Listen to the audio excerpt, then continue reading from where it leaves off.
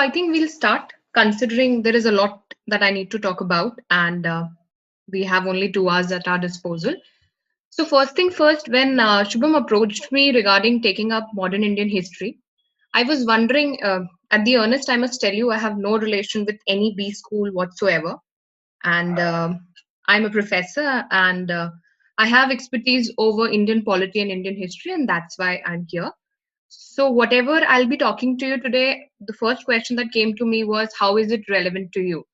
And then when you dig deeper and you see the kind of interviews that are coming up now, the GDPI, you would realize that there are a lot of context-based questions where they ask you things from your surroundings as well. So the myth of isolation no longer exists, whereby you may believe that you'll be asked questions only on your background or things around it. Do see questions around history, mostly because it is our history. So on that note, I think there are 10 of you in this meeting. So can somebody help me? Is this the normal population out there, or do we expect more people? Can somebody help me out with that? Is it normally the population, or should we wait, or should we proceed? Anyone? Like generally more than 20 people come up, but I don't know what is the case today. Okay. Okay. Fair enough.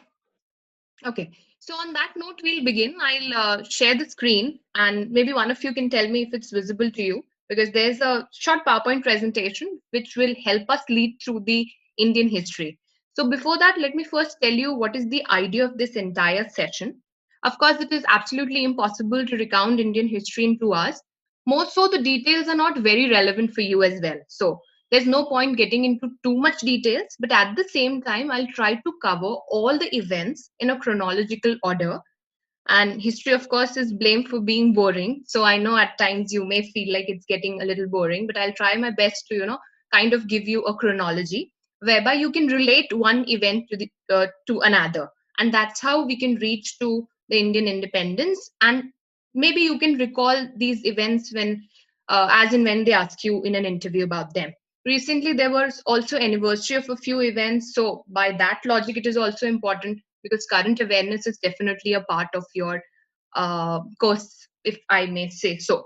So the idea is I'll be starting with the Europeans entering into India, and by the time 2 hours get over, we'll get independence from the British colonialism. So I'll just share the screen. Maybe somebody can help me if the screen is visible. So that's where we would begin from. The only thing we learn from history is that we learn nothing from history. So this may sound like, why am I here then, ma'am? So the idea is most of us don't derive lessons from history, but you being as aspirants of entering into B schools, it's very important to learn some major things from modern Indian history. So towards the end of the lecture, I would request some of you to please unmute yourself towards the end of the lecture, and maybe you can tell me what are the lessons that we can draw from these events, and perhaps these can help you in your B school journey and the journey ahead. So if I would like to divide the modern Indian history into a time frame, this is how I look at it. So as you can see on the screen, I have divided it into two timelines. If you can see, the first one starts from 1600 and goes on till 1857. The second is from 1857 to 1947. Here, 1857 is regarded as a very important event in the history of the subcontinent, and we'll get to know in a little while. But if you look at the timeline that I have shared in this slide, you would notice that from 1600 to 1857, I call it the East India Company rule, because that is the time when you don't see the British crown in India. It's the time of the company rule, the very infamous British East India Company that you have heard of. But 1857 onwards, it's no longer the company, it's the crown or the British Raj. So, what changed in 1857 that the shift happened from 1600 to from 1857 to 1947? The crown rule was there in India. Now, if you ask me what were the reasons that things changed, I would give you one answer, that is the revolt of 1857. But well, that answer is not enough, because we need to understand why do you see a revolt in India, which is also famously called the Sepoy Mutiny, because the soldiers serving in the British Indian Army were the ones who revolted against British. So they considered it as a mutiny, and that's why the Sepoy Mutiny. But we fondly call it as the first war of independence. Technically, there are debates amongst historians as to whether it was the first war of independence or not, but that's not for you. Perhaps if somebody would have been a UPSC aspirant, we could have talked about it, but that's not relevant in here. So coming back to what happened that we had a revolt, this is the first question that we need to ask. So if you look at it, Britishers came to India as traders. By the way, they were not the first people who came in the Indian subcontinent, Rather, the first to enter India were Portuguese. But things so happened, they turned out to be more smarter. They had more negotiation skills. By the way, that's the learning for people who are aspiring to enter into the top B schools of the country, that if you have those skills, you get to stay. So that's where the British get to stay in India. And once they started to trade in India, the next thing they did was they started interfering in political affairs, economic systems, and religious affairs. This happened around 1757. So, for good 600 to 1757, they were merely consolidating their positions in India. So, that's how you know how big businesses work. They need to consolidate themselves for long. But as and when this consolidation happened from 1757 onwards, they started increasing their political presence in India. Not only that, they started increasing their military activities. Now, if you look at India this time, they actually snatched authority from anybody who came in their way. So, be it Mughals, be it Marathas, it was just an end story for everybody. By hook or by crook, they had to take up the idea of what I call as territorial expansion. So basically, by the end of 18th century, you see them consolidating space in India. So one reason, of course, of this revolt is because they were interfering in our economic systems, our religious systems, our now this one screen will tell you how they consolidated and how the territorial expansion happened. Of course, the battles are not important for you. Don't get scared. Why do we need to look at it? Just maybe a reference of Battle of Plassey, Battle of Buxar, how Anglo-Maratha wars were fought, Anglo-Mysore wars. So just to tell you that they did not just in a wink perhaps had their territorial expansion. It was a long story which started as trading and then went on to taking over the territorial expansion. So as I said, what perhaps were the main causes besides the causes that I just mentioned? There were serious political and social interventions that they made. As you can see on the screen, things like abolition of sati or introduction of English education in our country, things like doctrine of lapse, whereby if you don't have a natural heir, your entire kingdom was taken up by British, or things like Hindu Widow Remarriage Act. So I'll give you an example of the seventh point, which is called general service enlistment. So the idea was the people in the army were asked to serve overseas. These were Indians recruited into the British army, and they were asked to serve overseas. So there was a belief around this time that the Brahmins were not supposed to cross oceans. Now, this was taken as an offense because it was one of the important conditions of your service. Not only that, they were paid very low. Of course, there was exploitation. All of us have heard about those high revenue demands. But what actually triggered what was the final nail in the coffin? This was about these cartridges, which were greased with the fat of cow and pig. Now, we are aware this was not taken very well by either the Hindus or the Muslims who were serving in the British Army. Cow, of course, you know the reasons, and pig again was not taken very well by the soldiers of the army, and that's where you see the final nail in the coffin and the revolt of 1857. Well, if you ask me, it's not very important to know what happened in there, but it's very important to know why were the British able to control this. Rather, they were able to crush it. Now, there are two reasons. One is lack of leadership. That's, I guess, your one learning where you can make a point. So, because if the leadership is not good, that can really just cut off all chances of you getting successful. And that's, I guess, something that you can note because there was no obvious leader to this movement. Everybody was fighting for their petty interests. Everybody was fighting because they wanted to secure their place. So there was no leadership. Nobody was having one clear vision as to what are they trying to achieve. Not only that, there were many princely states who actually supported the British. So these were very, very loyal. And I've mentioned some of the places who were very loyal to this entire, to the British during this time. Speaks for itself why British were able to crush the entire revolt very successfully. Now, what what is the point that I'm trying to make around this entire idea? So, if you remember the chart that I first showed you, the timeline, 1857 onwards things changed, and I told you it was the coming of the crown rule. So, after this revolt of 1857, British realized that something is not right, and British East India Company is definitely failing, and it had failed. So if you look at the history around this time, British East India Company was running in losses, and the people who were serving in the British East India Company were going and buying an entire island somewhere.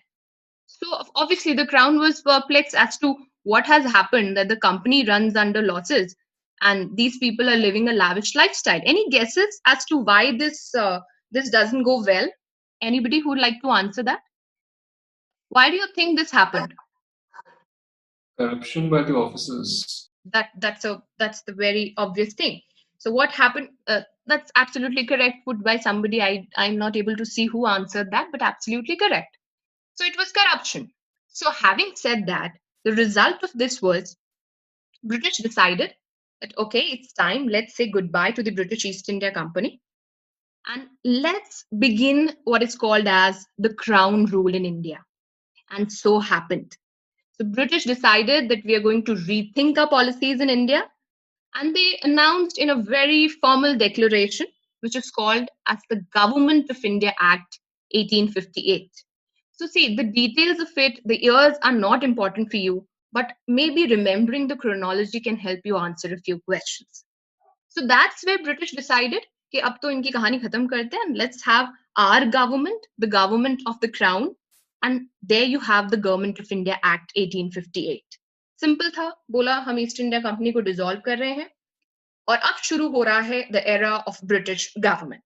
It was made very, very clear that now we'll have a viceroy. By the way, the first, you never know. I just saw some of the questions that were asked, and there were some factual questions also. So the first viceroy was Lord Canning, and it was, if you look at the Government of India Act 1858, the intentions were very clear. They wanted to calm Indians down. There is a reason why British East India Company and then the British Crown was so successful in India. They knew when to calm people down. That's exactly another lesson that you can note. So they announced कि अभी एक fresh start है और हम अपना plan restructure कर रहे हैं और हम British East India Company जैसे नहीं है. We are not like them. We will give you space to express your opinions. You'll be part of the government, and we are here for you.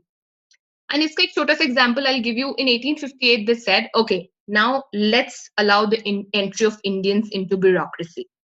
So the idea was to calm Indians down and to make them believe as if the British government is for them. Whether it was for them or not is another day's story. We'll just see it ahead. Now, there's one more point that I would like to highlight here, which is particularly very important in the present context. If you read history books and if you have a little idea about what happened in 1857, you would realize that Hindus and Muslims fought jointly in revolt of 1857, and that's a recorded history, okay? Now, if you look at it from the British perspective, they realized it and they understood the gravity of the situation.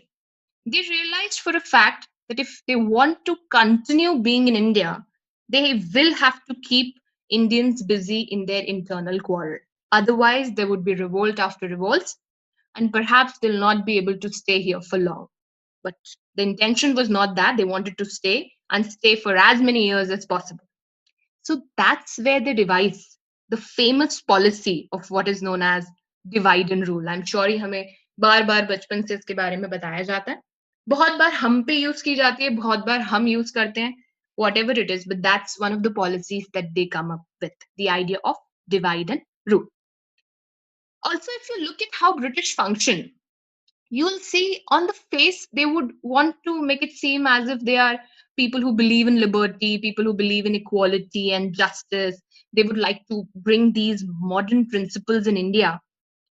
But if you look at the acts or the programs that they bring up, they are very much encouraging communalism and casteism. When you go into the details, you realize that they are actually supporting communalism and casteism at the same time. But on the face of it, they make it appear as if they are messiahs and want to bring about liberty, equality, and justice. Now, so of course, 1858 का act आता है, वो अपनी position यहाँ पर consolidate करते हैं. That's where the company rule begins. And then they come up with another act, which is called the India Council Act of 1861. Now, how I look at it is like a damage control thing. तो कहते हैं अभी ये जो इतने समय से damage हुआ है हमारी इमेज को लेकर इंडियन पॉपुलेशन के दिमाग में, इसको कंट्रोल तो करना है. We need to do something to bring about the damage control. And that's where they start with the ambition of creating a law structure where they believe they'll give space to Indians. So let me put it this way, just like we have parliament today, kind of very similar to it, there was a Governor General's Council. It was not exactly like the parliament, of course, because our parliament is an elected body, whether directly or indirectly. But there was a Governor General's Council that kind of assisted him in framing policies for our country. So they decided that let's bring in Indians into this council. I told you the idea was to show that they believe in equality. So they said, okay, we are being kind people, good people. We'll let people enter into this governor's council. But here is the catch, or here is the point that I want to highlight. They said, okay, we'll allow 3 Indians into this governor's general's council. And they will be called, please note, they'll be called the non official members. Now, what is the meaning of this non official members? To put it very straight, it simply meant inke opinions, inke decisions, their decisions will literally mean nothing. All they could do would express, and none of it would matter in the final decision making. But they made it appear as if they are giving some amount of concession to the Indians. And if I may tell you, the people who entered after 1861 into the council, you would realize what I'm hinting at. Okay, so the 3 people that were taken into the council were Raja of Banaras, Maharaja of Patiala, and Sir Dinkar Rao. What do you think is common between these 3? Anyone would like to answer that? Raja of Banaras, Maharaja of Patiala, Sir Dinkar Rao. Simple guess. I don't know. I'm not asking for any technical answers. What do you think must be in common between them? Okay. Anything else that you think seems common in these names? Do you think they may be people from the middle class population or people who were struggling to have their name in history? Or do you think these were the elite population of the country, belong to the elites? Okay. So the point that I wanted to highlight in here was these people had some inclination to the British. So they were not inviting somebody who would perhaps give them a conflicting opinion. And that was not absolutely what they were looking for. They were definitely not looking for any conflicting opinion in there. So, okay, this was about the India Council Act of 1861, which I see as a damage control measure. On the sidelines, I would also like to talk about IPC in here. Now, some of you may wonder why do we need to talk about Indian Penal Code in here? But it's important to see how they were trying to impose colonial modernization on India. Because I told you, they wanted to make it look like they were the believers of all modern principles. So that's where they brought about Indian Penal Code to India. They applied it to the British controlled provinces. Of course, the princely states थे वहाँ ये अभी apply नहीं हुआ था. And by the way, Jammu and Kashmir, it came only recently on 31st of October 2019. यहाँ पर the Ranbir Penal Code was working. So this was again one area where they started showing their interference simply because they were not here for trading purposes anymore. That was very clear from what was happening. Now, on this point, I would also like to mention that around 1871, they even had their own census. They conducted a census in here. Now, if I may mention some facts, when they were conducting this 1871 census, it was based on certain parameters. So, what was the parameters?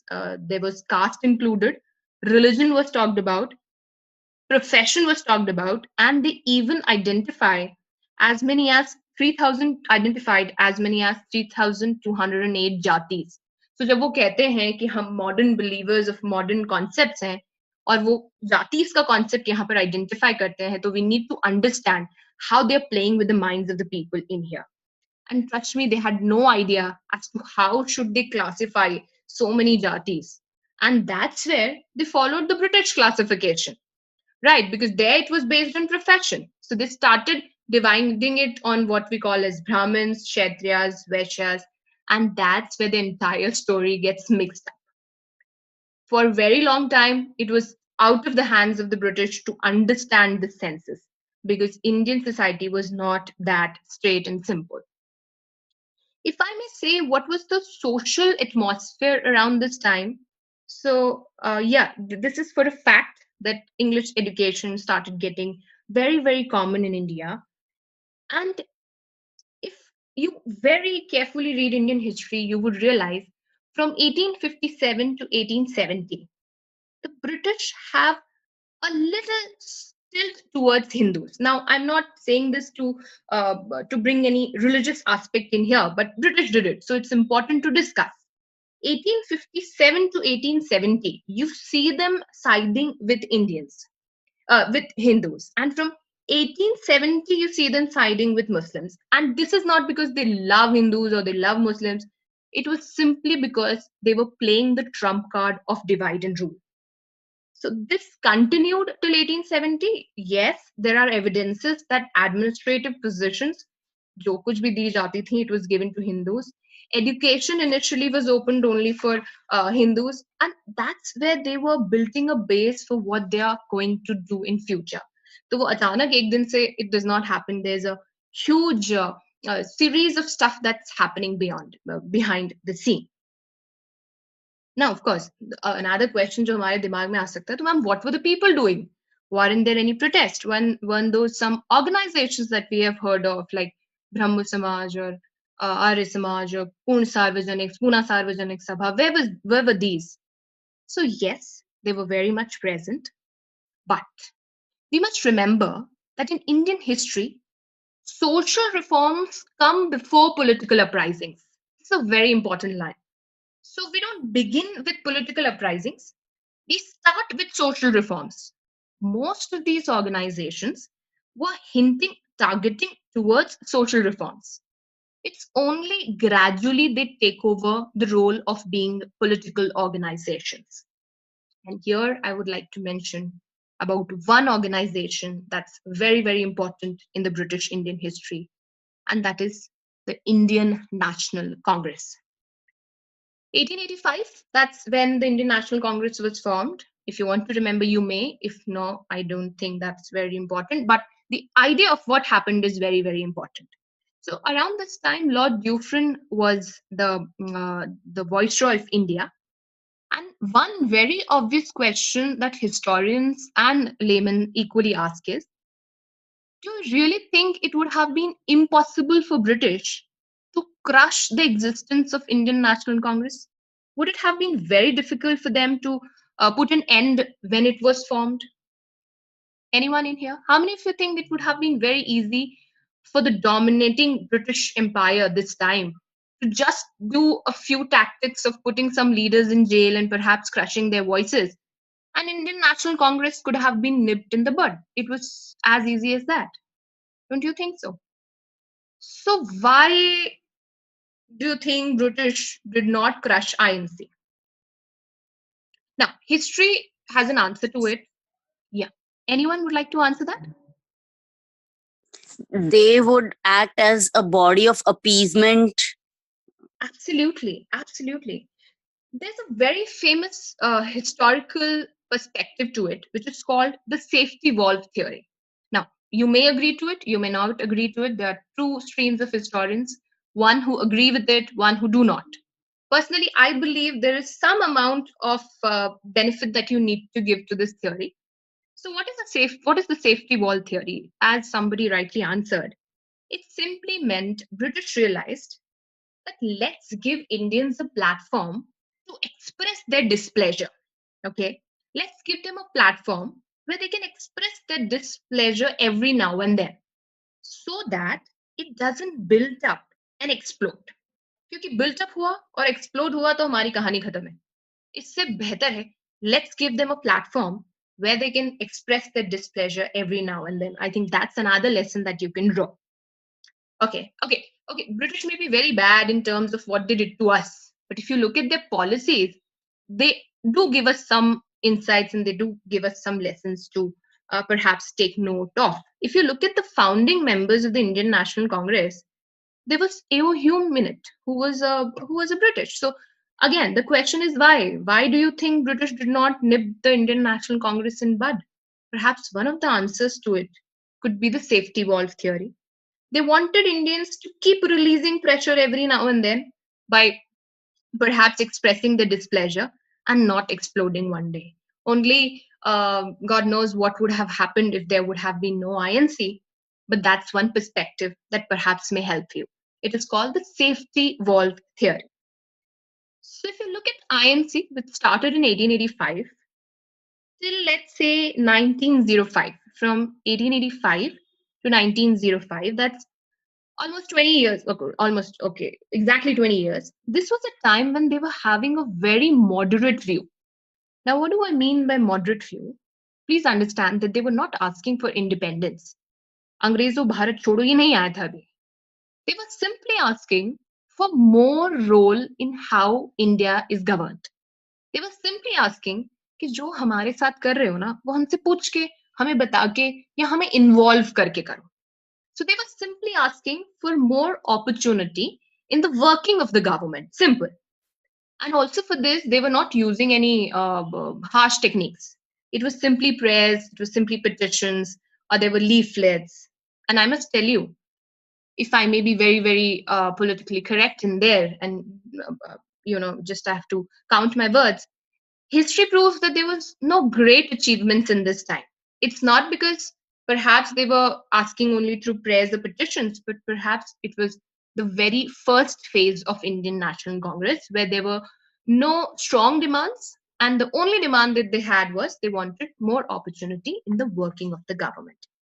Now, what happened after this? तो समझ में आ गया हमें कि 1905 तक कहानी was more towards the moderates.